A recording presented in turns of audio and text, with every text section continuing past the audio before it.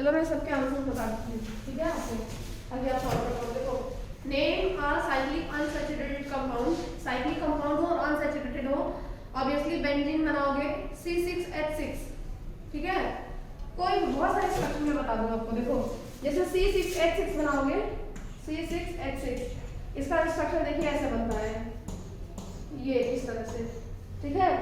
ये हो गया क्या, साइकिल हो गई आपकी, एक दूसरे से इस तरह से जुड़ा रहेगा, ठीक है। हर कॉर्नर पे आपके कार्बन है, ठीक है, हर कॉर्नर पे कार्बन लगा हुआ है। समझ में आ रहा है नहीं स्ट्रक्चर? देखो एक सेकंड में कई नंबर से बनाते हैं, यहाँ पे देखिए,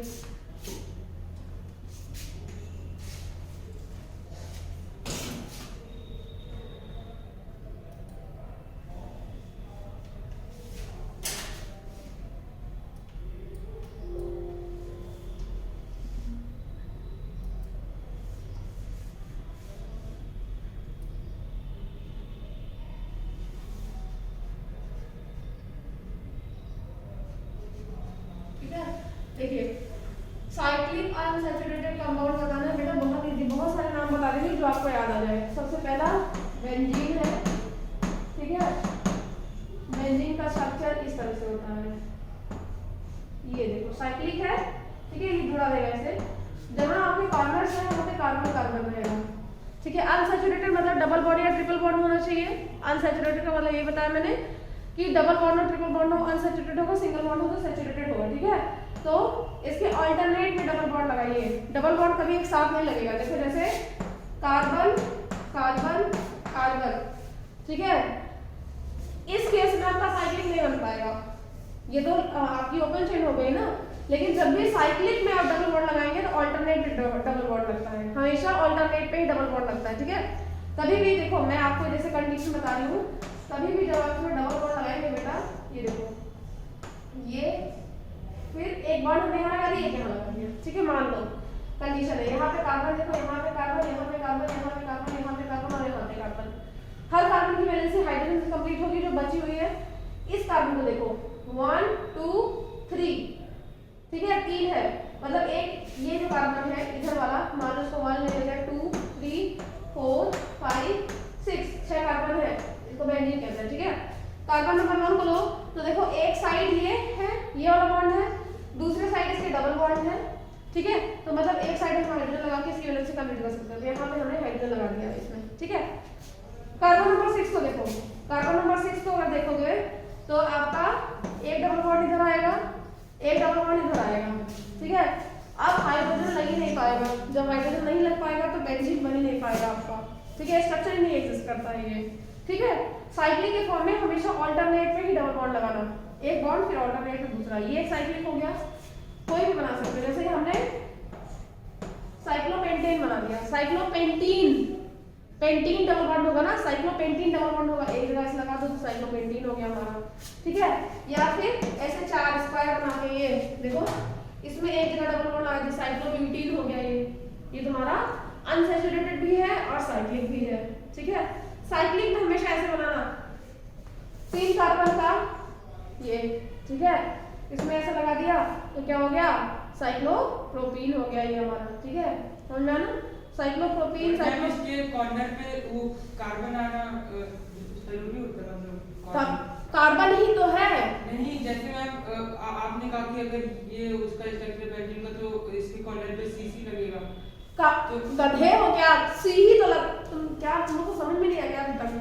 इसका मेरा कहने का मतलब ये है कि हम लोग वो स्ट्रक्चर ऐसे बना क्यों रहे हैं, एक सेकंड में बताती हूँ। उसका स्ट्रक्चर रियल में वैसा नहीं होता है जैसा मैंने बनाया है, पर बनाया ऐसे जाता है क्योंकि हम हर बार कार्बन नहीं लिख सकते हैं बेटा, उसको हम बनाते ऐसे ही है, सी स्ट्रक्चर ये होता है, ठीक है। ये हो गया ना, ऐसे गया, फिर ये गया, फिर यहाँ पे, फिर ये इसका स्ट्रक्चर है। अब कार्बन को नहीं दिखाते हैं इसलिए हम डायरेक्टली ऐसा बना लेते हैं जल्दी जल्दी में, क्योंकि अब बाद में केमिस्ट्री पढ़ोगे तो बार बार सी थोड़ी नहीं लिखोगे, तो ऐसा माना जाता है कि हर कॉर्नर पे हमारा सी ऑलरेडी है ही है, अब सी की वैलेंसी को कंप्लीट करना है हमको, ठीक है। तो जैसे जैसे साइक्लोब्यूटीन है अगर तो सी सी सी सी, अब ये देखो एक दूसरे से जुड़ा हुआ है, यहाँ पे हमने डबल बॉन्ड लगा दिया तो साइक्लोब्यूटीन हो गया। साइक्लो आपका क्या है, साइक्लोहेक्सीन है ये, साइक्लोहेक्सीन को ही बेंजीन कहते हैं, ठीक है। जो साइक्लोहेक्सीन होता है उसी को हम क्या कहते हैं, बेंजीन कहते हैं। लेकिन इसमें आप जब बेंजीन अगर लिखना तो तीनों साइड ऑल्टरनेट पे डबल बॉन्ड लगा देना। देखो मैंने ऑल्टरनेट लगाया, यहाँ लगाया, यहाँ छोड़ दिया, यहाँ लगाया, यहाँ छोड़ दिया, यहाँ लगा दिया, ठीक है। ये होता है आपका। तो पहले वाले में कोई भी एग्जाम्पल आप दे सकते हैं जो आपका मन करे, ठीक है। क्वेश्चन नंबर 1 में। दूसरे में देखिए, change in the magnetic field lines in the coil that induce the electric current in it, name the underlying phenomena. ये तो फिजिक्स का है ना, केमिस्ट्री का देखते हैं। ये आपका बायोलॉजी का है, ठीक है। यहाँ देखो, अब जो ये क्वेश्चन नंबर 5 आया है तो 5 का देखो इंग्लिश में है, 3 है, 4 5 4 5, ठीक है। एक पेज उसका हिंदी में रहता है सेम, इस साइड उसका इंग्लिश में रहता है, ठीक है। तो 2 पन्ने रहते हैं ना, जैसे ओपन करोगे तो इधर हिंदी रहेगा, इधर ही उसी के सामने उसका इंग्लिश रहता है, ठीक है, वही सेम है। 5th क्वेश्चन देखिए आपका है, calcium oxide vigorously with water to produce the slag line। Calcium oxide H2 के साथ COH2 बना रहा है। This reaction can be classified as a combination, endothermic, exothermic, oxidation. D वाला तो क्या होगा, कॉम्बिनेशन।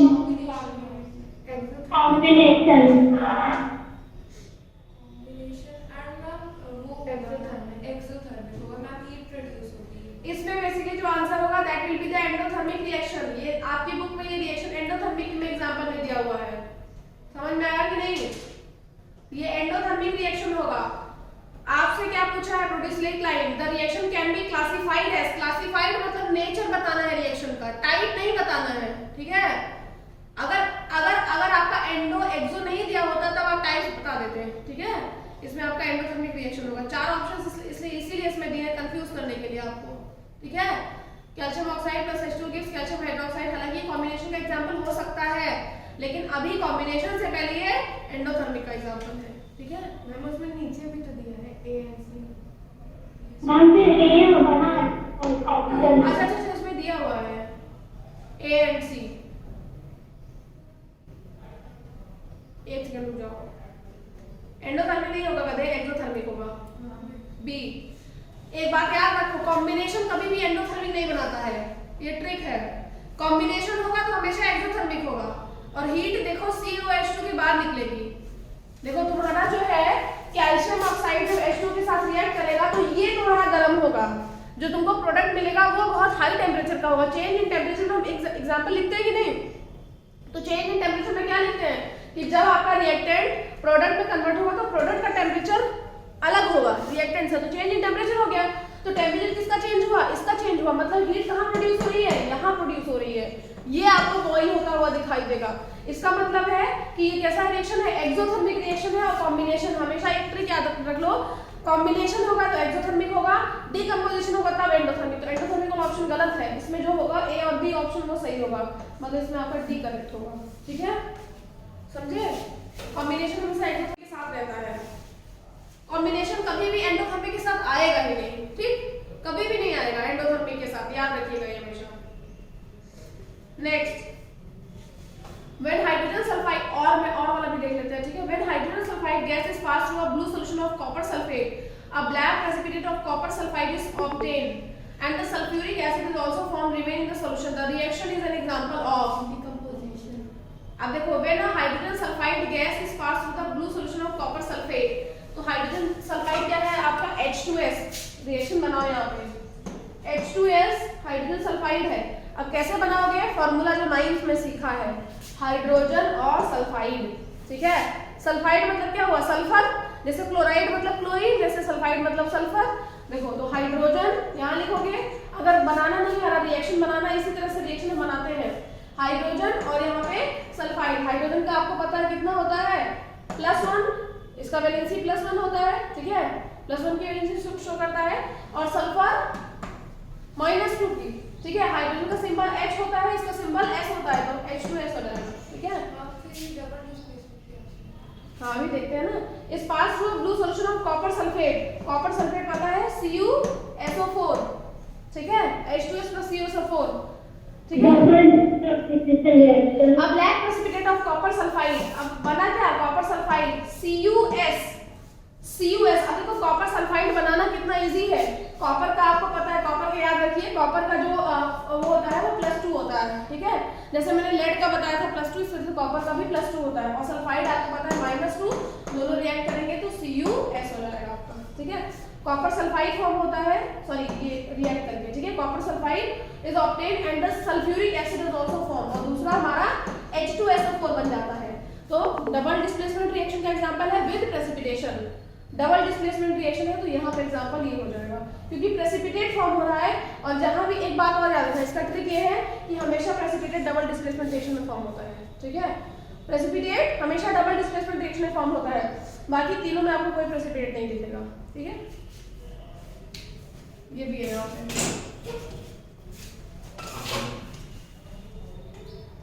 नेक्स्ट देखिए, ये देखो, in a double displacement reaction such as reaction between the sodium sulfate and the barium chloride, ठीक है। in a double displacement such as reaction between sodium sulfate क्या होता है Na2SO4, फॉर्मूला बनाना तो आता ही है ना।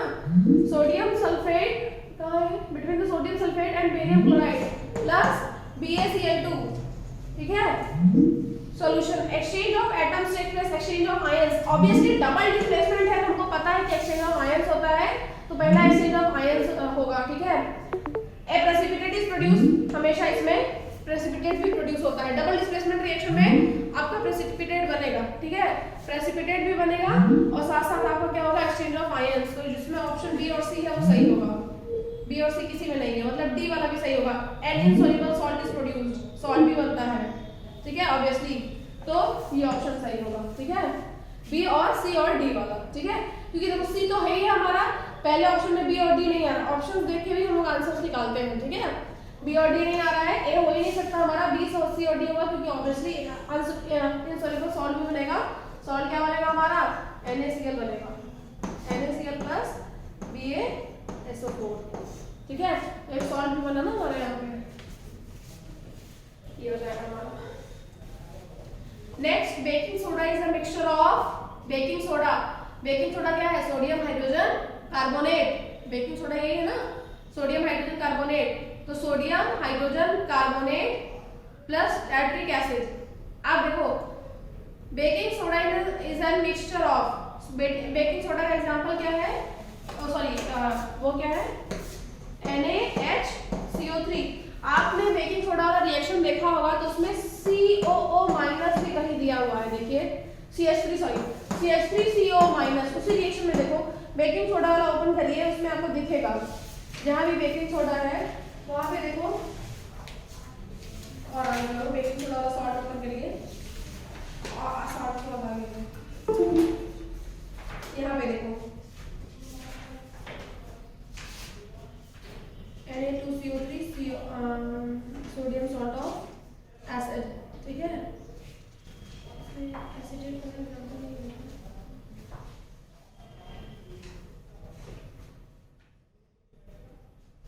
Na2 sodium carbonate. हाँ तो मैं इसको बता देती हूँ, लेकिन आपको इसमें बुक में नहीं दिया हुआ है, ठीक है। देखो जरूरी नहीं कंपल्सरी बुक ही से आता है, यहाँ पे बता देती हूँ।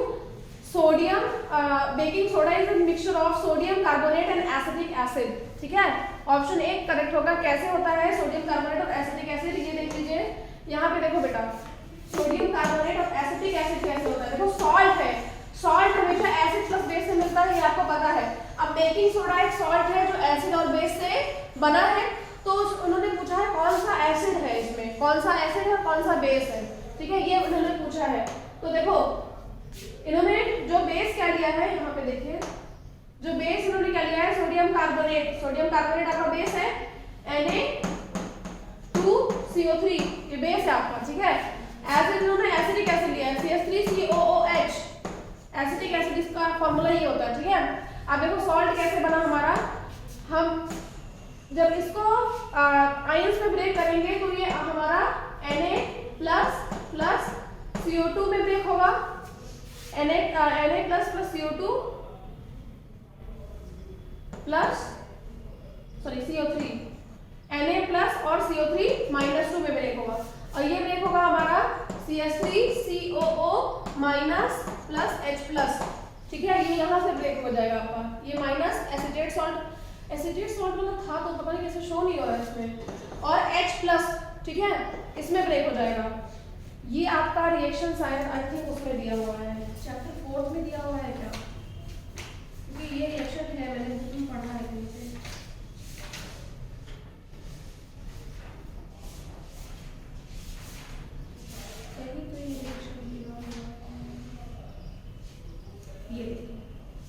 रिएक्शन ये बेटा 74 पेज नंबर पे देखो लिखा हुआ है, reaction with carbonates and hydrogen carbonate. देखिए 74 पे देख रहे होगे ना, जो थर्ड वाला है ना, थर्ड वाले में देखिए आपका एसिटिक एसिड CH3COL जब Na2CO3 के साथ रिएक्शन कराया उसने, तो CH3CONA plus H2O plus CO2 बनाया है कि नहीं, ठीक है।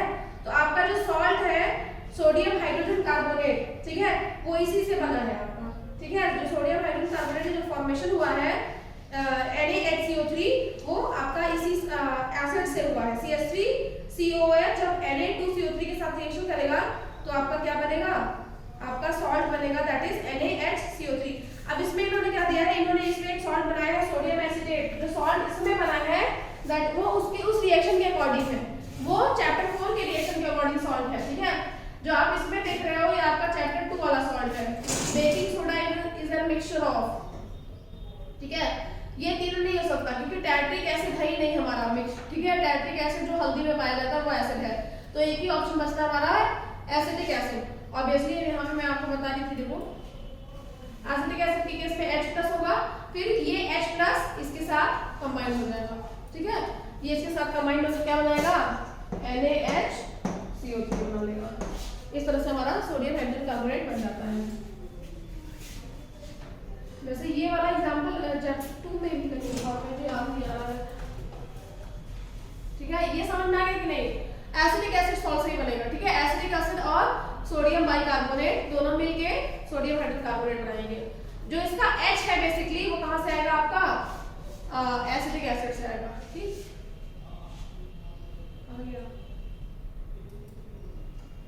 The chemical formula of plaster of Paris सभी जानते हो, CSO4 × 12H2O, ठीक है। प्लास्टर ऑफ पेरिस आएगा तो ये हो जाएगा, जिप्सम आएगा तो ये हो जाएगा, याद रखिएगा। जिप्सम और plaster of Paris same topic में दिए हुए हैं, ठीक है। अगर सिर्फ जिप्सम लिखता है तब ये फार्मूला इस पे टिक करिएगा 2H2O, कंफ्यूज मत होना वहां पे। और प्लास्टर ऑफ पेरिस आएगा तो 12H2O, ठीक है। ये तो वैसे भी गलत है, ये आपका फिजिक्स आ गया, ठीक है।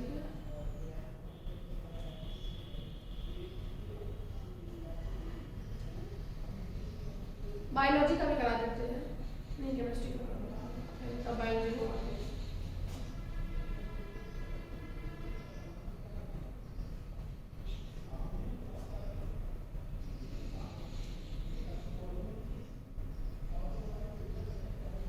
ये देखो, ये क्वेश्चन है आपका, esterification is the process in which the sweet smelling substance is produced, ठीक है।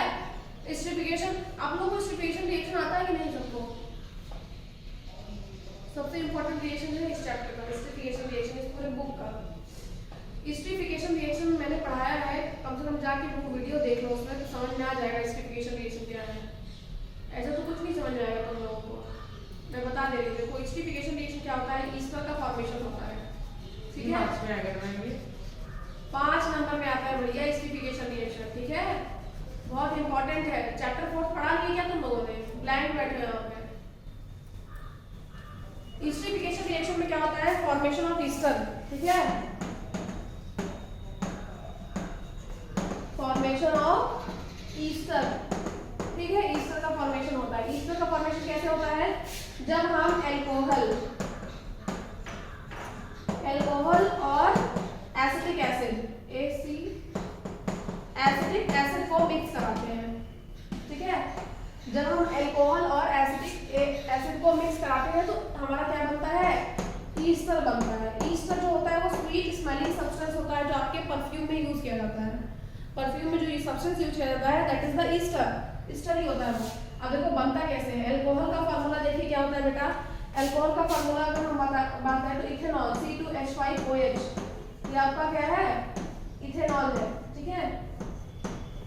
इथेनॉल रिएक्शन करेगा किसके साथ, एसिटिक एसिड के साथ। एसिटिक एसिड का फार्मूला होता है CH3COOH, ठीक है, इसके साथ रिएक्शन करेगा।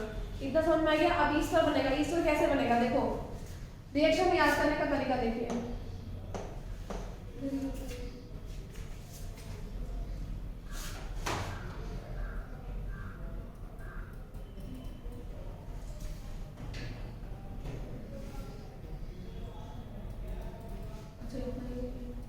ठीक है, इसमें देखिए रिएक्शन एलान करने का तरीका देखिए, मैं यहाँ पे रख करके लिखती हूँ।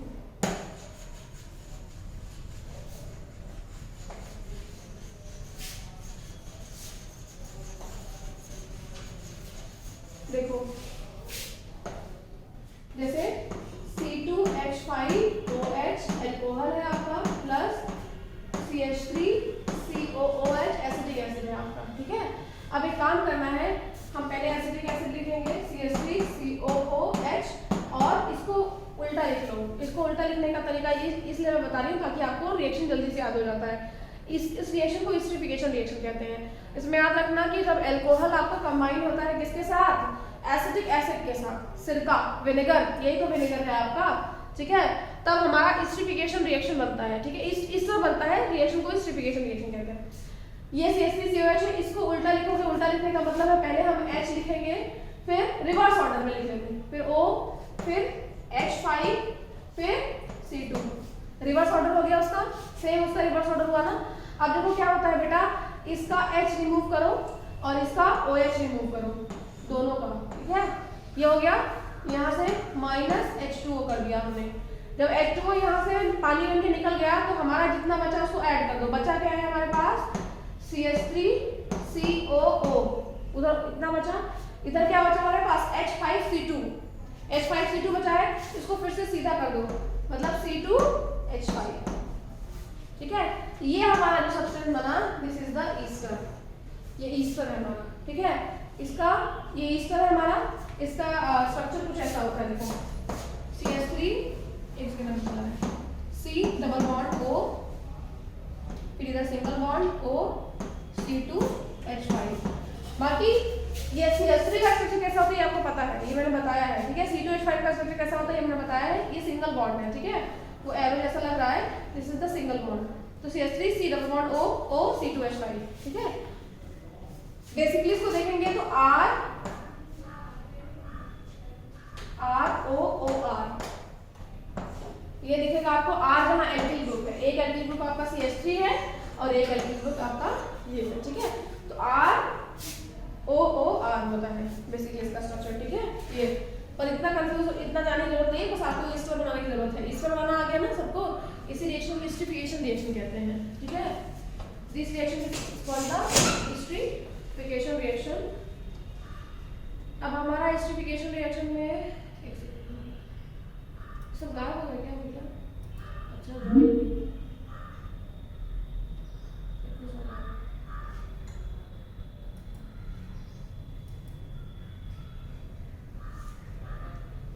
ज्वाइन नहीं हुएगा सब,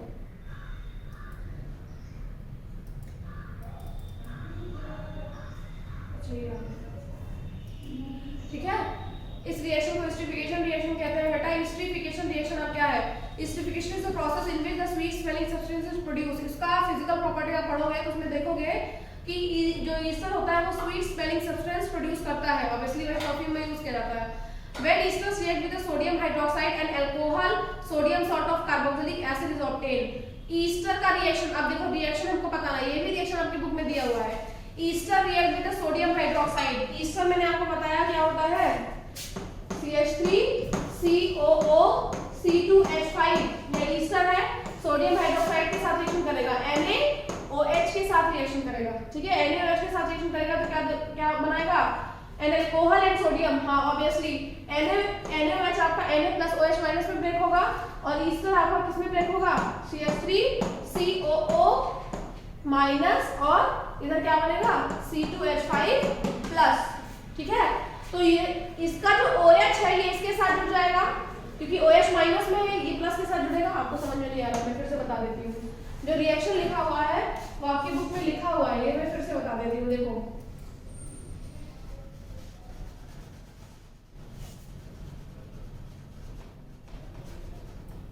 देखो एस्टिफिकेशन रिएक्शन में बेटा देखिए क्या होता है, ईस्टर बनाना सबको आ गया ना। अब देखो ईस्टर बनाना आ गया तो इसमें क्या होता है, CH3,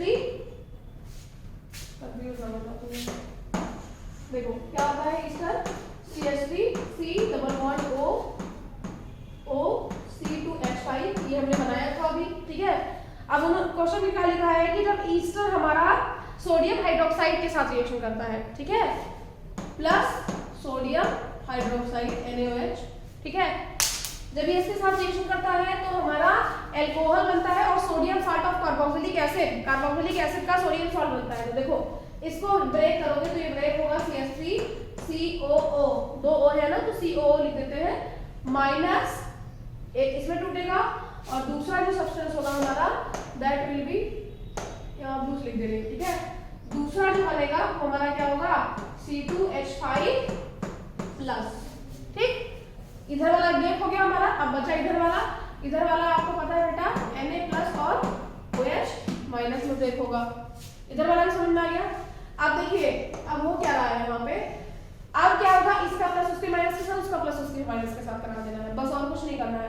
तो देख लो ये इसके साथ और ये इसके साथ, ठीक है, जब दोनों कराओगे तो क्या बनेगा हमारा, देखो CH3COO Na है ना, ऐड कर दिया CH3COO माइनस और Na प्लस ऐड हो गया, और दूसरा प्रोडक्ट हमारा क्या होना C2H5OH, तो ये तो अल्कोहल है, ये पता है हमको, और ये सोडियम सॉल्ट, सोडियम है, सोडियम सॉल्ट है, ये sodium salt of carboxylic acid, ये कार्बोक्सिलिक एसिड है पूरा, CH3COH कार्बोक्सिलिक एसिड होता है कि नहीं, पता है ना, COOH ही तो हमारा कार्बोक्सिलिक एसिड है, तो यही तो हमारा बन रहा है CH3COO Na, तो sodium salt of carboxylic acid बना। तो दूसरा भी रीजन हमारा सही है, ठीक है, दूसरा जो रीजन दिया हुआ है असर्शन का दैट इज करेक्ट, बट क्या असर्शन जो है वो रीजन का करेक्ट एक्सप्लेनेशन है, नहीं है। एस्टिफिकेशन इज द प्रोसेस, हमको ये तो पता है कि एस्टिफिकेशन एक प्रोसेस है जिसमें स्वीट स्मेलिंग सब्सटेंस निकल रहा है, ठीक है, दैट इज ईस्टर, वो हमको पता है, दैट इज करेक्ट। दूसरा सेंटेंस जो दिया हुआ है कि ester react with sodium hydroxide and alcohol sodium salt of carboxylic acid are obtain, ये भी सही है, लेकिन क्या ये उसका सही करेक्ट एक्सप्लेनेशन है कि क्यों वो स्वीट स्मेलिंग सब्सटेंस है, ये नहीं बताया गया आपको, जबकि उन्होंने क्या किया, सीधे सीधे ईस्टर का रिएक्शन कर दिया है, ठीक है, इसके साथ सोडियम हाइड्रोक्साइड के साथ कर दिया है, ठीक, इन्होंने ये कर दिया। तो आपका इसमें क्या होगा, both A and R are true but R is not the explanation of A, ठीक है, बी ऑप्शन आपका सही होगा, दोनों सही है, तो इसलिए आपको दोनों देखने पड़ेंगे कि दोनों सही है कि नहीं सही है, ठीक है। इसका रिएक्शन जो था वो मैंने आपको बता दिया, इसीलिए मैं बोल रही हूँ रिएक्शन लर्न करना बहुत कंपलसरी है। रिएक्शन आपकी बुक में दिया हुआ है, एस्टिफिकेशन रिएक्शन जहाँ पे है वहाँ पे ये रिएक्शन दिया हुआ है आपका, जो अभी मैंने पढ़ाया रिएक्शन, दोनों रिएक्शन याद हो गया आपको, समझ में आया कि नहीं आया, समझ में आएगी तो बहुत अच्छी बात है। देखो नेक्स्ट आपका फिजिक्स का क्वेश्चन है, ठीक है,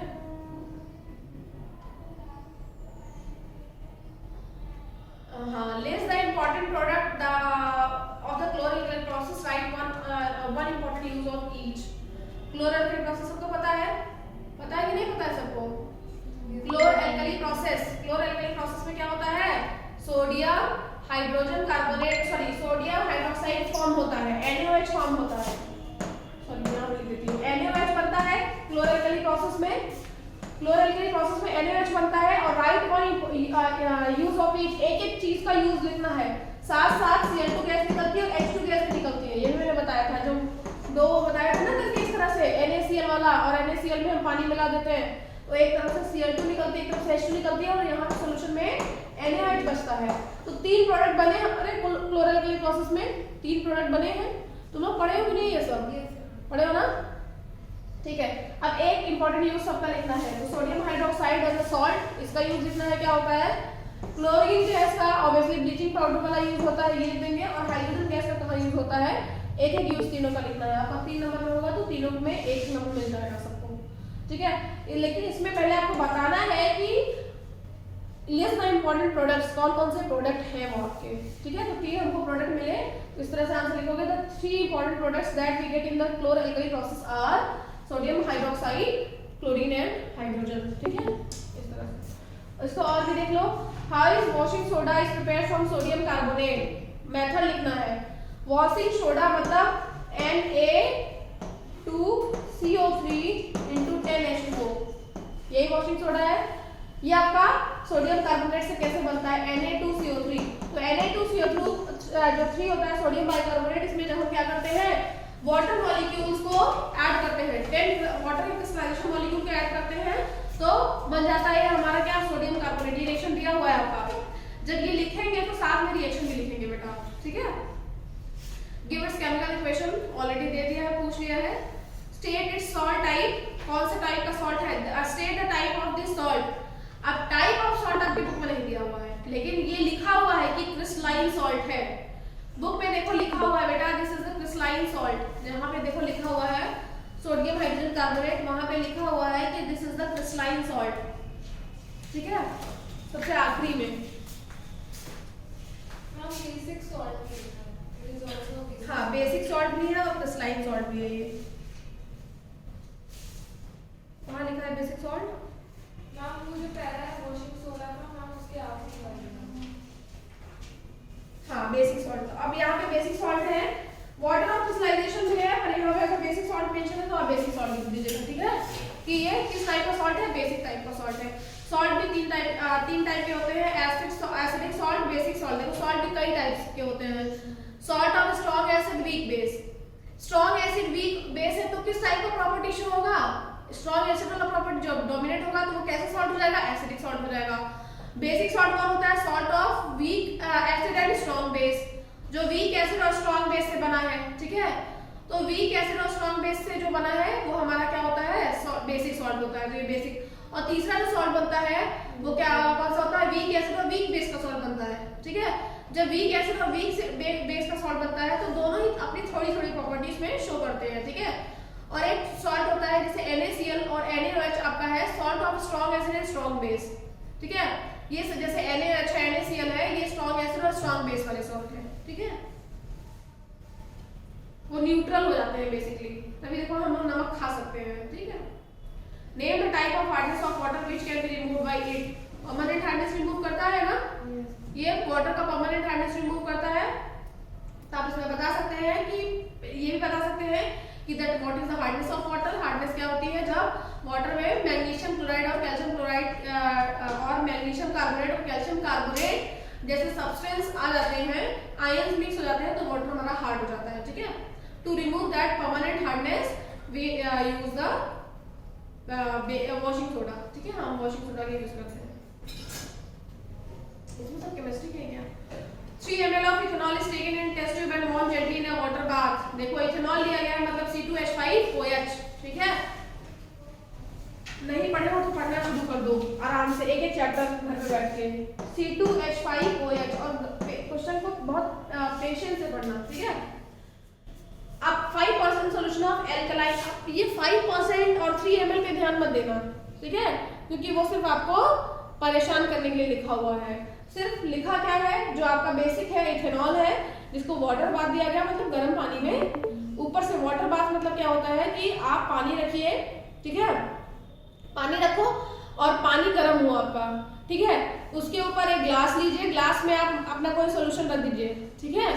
सोल्यूशन रख के फिर उस ग्लास को अंदर रखिए, मतलब वो पर्टिकुलर जो मान लो कभी कभी आप दूध को ठंडा करते हो ना, तो ग्लास में भर लेते हैं फिर उसको पानी में रख देते हैं, ठीक है। तो क्या होता है, वो वाटर बाथ होता है बेसिकली, ठीक है। तो डायरेक्ट कांटेक्ट वाटर में नहीं आता वो मतलब किसी भी वेसल में रखा रहता है और फिर उसके थ्रू उसको क्या होता है, गर्मी मिलती है फिर ठंडी मिलती है। गर्म है तो वो वाटर से गर्म हो जाएगा, ठंडा है तो ठंडा हो जाएगा, ठीक है। समझ रहे हैं कि नहीं। जैसे ये वेसल है, इसमें हमने ग्लास रख दिया, इसमें पानी भर दिया, इसमें हमने क्या भर दिया, मिल्क भर दिया है, कोई आपको सोल्यूशन भर दिया और पानी यहाँ पे है, समझ में आया ना। ये वाटर बाथ होता है आपका। तो वाटर बाथ दिया गया है। 5% solution of alkaline potassium permanganate is added to drop by drop.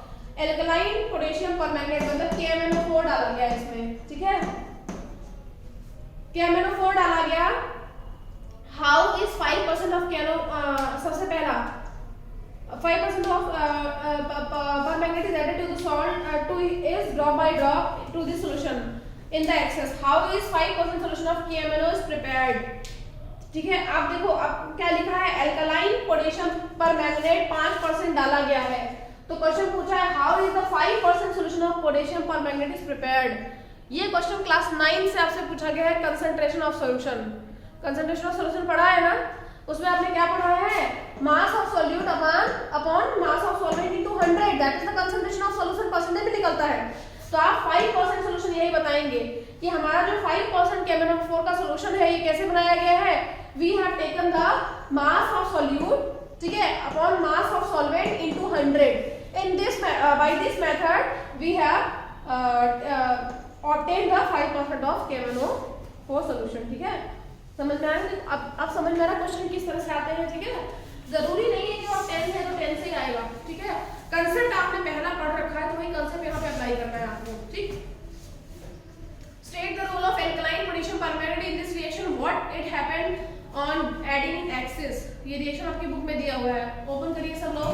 State the role of alkaline potassium permanganate. Alkaline potassium permanganate जब डाला जाता है आपके अल्कोहल में, ये देखो ऑक्सीडेशन रिएक्शन में देखिए पेज नंबर 70 पे। ठीक है, पेज नंबर 70 पे देखो, 70 पे ऊपर सबसे दिया हुआ है रिएक्शन। इसमें देखिए बेटा यही है, आपका क्या फॉर्म हो जाएगा, एसिटिक एसिड फॉर्म हो जाएगा, कार्बोक्सिलिक एसिड, मतलब अल्कोहल को कार्बोक्सिलिक एसिड में कन्वर्ट करते हैं हम। ठीक है, अल्कोहल को हम क्या करते हैं, alcohol is converted into carboxylic acid. ठीक है, तो जब भी अल्कोहल को कार्बोक्सिलिक एसिड में, आज भी नहीं आज के बाद भी जब आप पढ़ोगे अल्कोहल को कार्बोक्सिलिक एसिड में कन्वर्ट करना है, तो हम यहाँ पे क्या कराते हैं, अल्कलाइन KMnO4 और एसिडिफाइड K2Cr2O7 दोनों डालते हैं यहाँ पे। तो यहाँ पे अल्कलाइन क्या आपका जाएगा, KMnO4, और एसिडिफाइड आपका क्या जाएगा, K2Cr2O7। ये लिखा होगा रिएक्शन में, है ना, समझ में आ गया क्या हुआ? आने दो, तुमको फोन से क्या मतलब है? किसका फोन आ रहा था? फोन आने दो। ओ गॉड,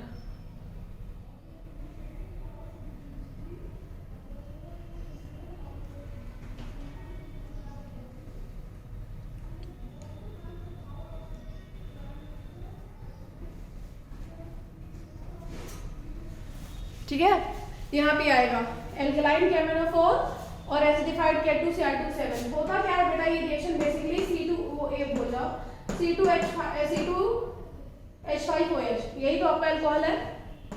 अल्कोहल को जब हम यही पोटेशियम परमैंगनेट, ठीक है, और एसिडिफाइड K2Cr2O7, इसको कहते हैं पोटेशियम डाइक्रोमेट। पहला पोटेशियम परमैंगनेट है और दूसरा जो K2Cr2O7 है उसको डाइक्रोमेट कहते हैं, पोटेशियम डाइक्रोमेट। तो एसिडिफाइड पोटेशियम डाइक्रोमेट, ठीक है, डाइक्रोमेट जब डालते हैं तो हमको क्या मिलता है, सबसे पहले हमको एल्डिहाइड मिलेगा। सेम अल्कोहल का एल्डिहाइड मिलता है। एल्डिहाइड क्या होता है, C2H नहीं CH3CHO, COH नहीं होता, CHO, ये एल्डिहाइड है ना, ये एल्डिहाइड है कि नहीं, CHO, ये सब नहीं पढ़ा तुम लोगों ने, एल्डिहाइड कार्बोक्सिलिक एसिड पढ़े हो नहीं पढ़े हो, सब कुछ नहीं पढ़ा, फेल हो जाओगे, समझ लेना। हां, केमिस्ट्री का लास्ट सेकंड चैप्टर में मैम इस वाले चैप्टर में प्रॉब्लम हो रही है, बाकी जो 4 चैप्टर्स है वो तो हो जा रहे हैं। इसमें क्या प्रॉब्लम हो रही है, ठीक है, अब मैं पढ़ा दूंगी नेक्स्ट टाइम पे इसको कल से। ठीक है, C2H5OH आपका रिएक्शन करेगा तो क्या बनाएगा, ये वीडियो देख लो ना, वीडियो तो मैंने बनाया, इसमें सब कुछ मैंने डिटेल में पढ़ाया है स्टार्टिंग में। APS ओल्ड की साइट पे सारे वीडियोस पड़े हुए हैं, उस पे जाके देखो ना वीडियो। देखा मैंने 4 व्यूज आए हैं, तो कहाँ से तुम लोग को समझ में आएगा, कभी कम से कम जाके देखो वहां पे तो समझ में आएगा भी। ठीक है, C2H5OH आपका कन्वर्ट होता है सबसे पहले CH3CHO में, ये मैंने वहां भी बताया था जब मैंने जून में इसको पढ़ाया था। ठीक है, अब आपका ये CH3CHO जो है एल्डिहाइड है, ये कीटोन में कन्वर्ट होगा। तो मतलब इसका मतलब क्या है, अल्कोहल जो होता है आपका वो बेटा एल्डिहाइड में कन्वर्ट होता है। ये स्टेप बाय स्टेप रिएक्शन है, एल्डिहाइड आपका कीटोन में कन्वर्ट होता है और कीटोन आपका कार्बोक्सिलिक एसिड में कन्वर्ट होता है। ठीक है, ये स्टेप बाय स्टेप रिएक्शन होता है। एल्कोहल एल्डिहाइड में, एल्डिहाइड कीटोन में, कीटोन कार्बोक्सिलिक एसिड में, ठीक है। अब लेकिन एल्डिहाइड और कीटोन बेसिकली सिमिलर होते हैं, ठीक है। तो ये बेस्ड होता है अल्कोहल पे, अल्कोहल पे डिपेंड करता है कि अल्कोहल एल्डिहाइड में कन्वर्ट होना चाहता है या कीटोन में कन्वर्ट होना चाहता है। ये दोनों एक साथ कन्वर्ट होते हैं, ठीक है। या तो ये आएगा या तो ये आएगा, दोनों एक साथ कभी नहीं आते हैं, ठीक है। मतलब या तो कभी एक में एल्डिहाइड में कन्वर्ट होगा, कभी या एक में कीटोन में कन्वर्ट होगा, ठीक है। जब अल्कोहल में प्राइमरी अल्कोहल होगा तो वो एल्डिहाइड में कन्वर्ट हो जाएगा, सेकेंडरी अल्कोहल होगा तो वो कीटोन में कन्वर्ट हो जाएगा, और वो डायरेक्टली किस में कन्वर्ट होता है, COH में। पर आपकी जैसे आपको ज्यादा नंबर लाना है तो आप ये लिख सकते हैं कि primary alcohol is converted into aldehyde, then it get converted into carboxylic acid, या फिर सेकेंडरी अल्कोहल है, secondary alcohol is converted into ketone and then it has been converted into carboxylic acid, ये लिख सकते हो, ठीक है। बुक में क्या लिखा हुआ है इसको लिख के डायरेक्टली आपका कार्बोक्सिलिक एसिड दे दिया है, ये भी आप लिख सकते हैं, ठीक है। डायरेक्टली भी लिख सकते हैं, स्टेप वाइज भी लिख सकते हैं, ठीक है। प्राइमरी और सेकेंडरी अल्कोहल में क्या होता है, देखो अल्कोहल का स्ट्रक्चर अगर हम बात करेंगे, ये भी मैंने वहां बताया था, देखो C2H5OH, ठीक है। ये स्ट्रक्चर है, ये एक अल्कोहल है, तो इसका स्ट्रक्चर बनाओगे तो कुछ ऐसा बनेगा कि नहीं बनेगा,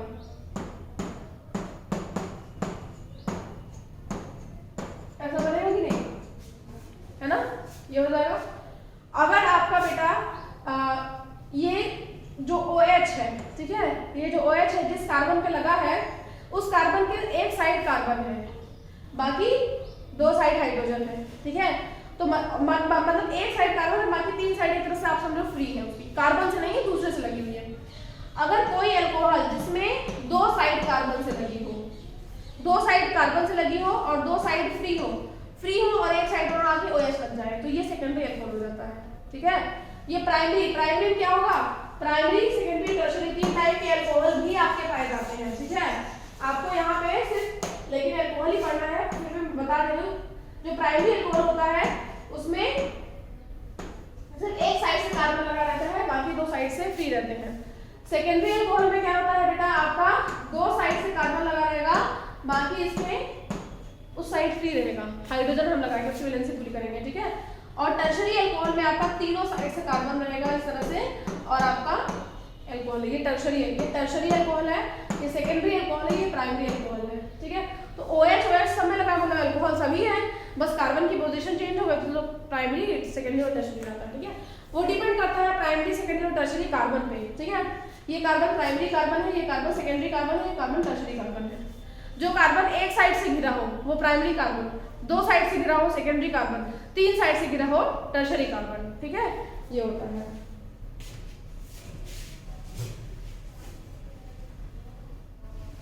नहीं पढ़ा है तो वो वीडियो देखो, फिर भी मैं कल पढ़ाऊंगी ये चैप्टर। मैम पिलबोर्ड से पहले नीचे के दो चैप्टर्स करवा दीजिए, शॉर्ट रिवीजन में। हाँ मैं करा देती हूँ, कल मैं ग्रुप में सबको बुलाऊंगी तो मैं करा दूंगी, आज सभी आए नहीं है ना। हाँ बस ये करना है, हो गया, ठीक है। ये हो गया आपका which chemical equation of which right the chemical equation for this reaction. जो बुक में सबसे पहले रिएक्शन लिखा हुआ है, जो अभी मैंने बताया वही रिएक्शन होगा इसका, ठीक है, सेम। बाकी सब आप करते रहिए, ठीक है। आज के लिए इतना ही है, कंट्रोल एस कर देते हैं ताकि कल इसको फिर से ओपन करिए, ठीक है। Okay class, thank you. आज कोई टीम्स में लेंगे,